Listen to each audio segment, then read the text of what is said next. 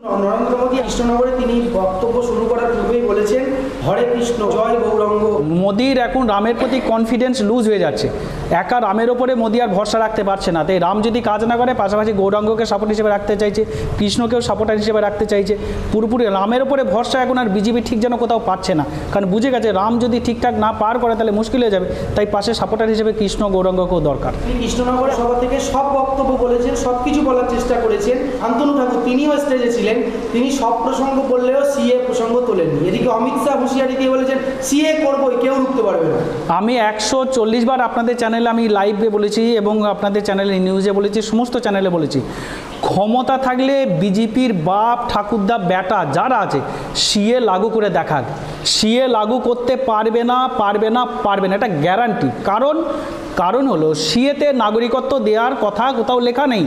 তারা যে মিথ্যা প্রতিশ্রুতি দিয়ে গেছে, নরেন্দ্র মোদী এসে বলে গেছে যে সিএ লাগু করবো এবং মতুয়ারা নিঃশর্তে নাগরিকত্ব পাবে সিএর মাধ্যম দিয়ে, সেটা যে মিথ্যা ভাঁওতা, সিএটা ভাঁওতা, লাগু করলে প্রমাণ হয়ে যাবে। তাই তারা সিএ লাগু করতে পারবে না, এটা গ্যারান্টি সহকারে বলছি আমি। কোনো দিন লাগু করতে পারবে না, কারণ সিএতে নাগরিকত্ব পাবে না। যেদিন সিএ লাগু হবে সেই দিন বিজেপি নেতাদের পিটিয়ে চামড়া গুটিয়ে দেবে পাবলিক। কিন্তু সিএ করে যদি হিন্দুদের তারা নাগরিকত্ব দিতে চায়, উদ্বাস্তু হিন্দুদের, তাহলে আপনাদের সমস্যা কোথায়? কেন বিরোধিতা করছে? সিএতে তো কাউকে নাগরিকত্ব দেওয়ার কথা বলাই নেই। সিএর মাধ্যমে কেউ নাগরিকত্ব পাবে না। সিএতে যেটা বলা আছে যে যারা পূর্ব বাংলা পূর্ব পাকিস্তান এবং আফগানিস্তান থেকে যারা এসেছে এবং 6টা সম্প্রদায়, সেই 6টা সম্প্রদায় আসার পরে, ভারতে আসার পরে যারা শরণার্থী হিসেবে আবেদন করেছে যে আমাকে ধর্মীয় অত্যাচারের কারণে এই দেশে চলে এসেছি বা পালিয়ে এসেছি বা আমি আশ্রয় প্রার্থী, এইরূপ যারা আবেদন করেছে তাদেরকে বলা হচ্ছে আর তারা অবৈধ অনুপ্রবেশকারী নয়, তাদেরকে পাসপোর্ট অ্যাক্ট আর ফরেনার অ্যাক্টে ছাড় দেওয়া হয়েছে।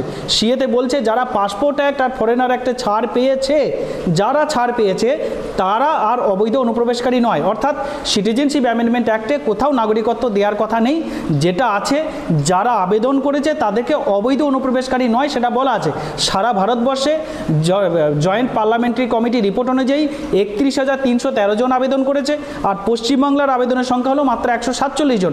যদি সিএ লাগু হয় এই বাংলায় 147 জন মাত্র, যদি 3 কোটি 3টে কান্ট্রির লোক থেকে থাকে এই দেশে, তাহলে মাত্র 147 জন মানুষ যারা অবৈধ অনুপ্রবেশকারী থাকবে না। আপনারা বলছেন যে কেন্দ্রের বিজেপি সরকার রাজ্যের উপরে বঞ্চনা করছে, রাজ্যকে কিছু দিচ্ছে না। এদিকে গতকাল আমরা দেখলাম যে মুখ্যমন্ত্রী আরামবাগে এসে প্রায় বাংলায় 7,000 কোটিরও বেশি প্রকল্পের উদ্বোধন করেছে। সেখানে রাজস্বগুলো সেন্ট্রাল গভর্নমেন্ট নিয়ে যাচ্ছে, আমাদের এখান থেকে ট্যাক্সগুলো, মানুষের ট্যাক্সের টাকা তারা নিয়ে যাচ্ছে, নিয়ে যাওয়ার পরে বগলদাবা করে টাকাটা রেখে দিচ্ছে আর টাকা দিচ্ছে না।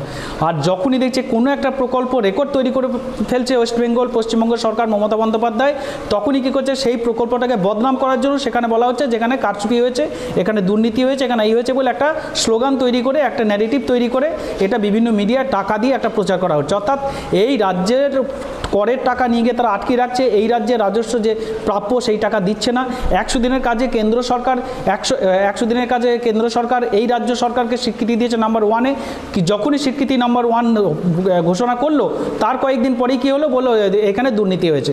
অর্থাৎ প্রত্যেকটা স্কিম, যে স্কিমগুলো সেন্ট্রাল গভর্নমেন্ট নাম্বার 1 বলতে বাধ্য হচ্ছে, তারপরেই সেই স্কিমটাকে উদ্দেশ্যপ্রণোদিতভাবে বদনাম করার জন্য কী করছে, সেই স্কিমের একটা দুর্নীতি যোগ করে মিডিয়ায় একটা ন্যারেটিভ তৈরি করে দিচ্ছে।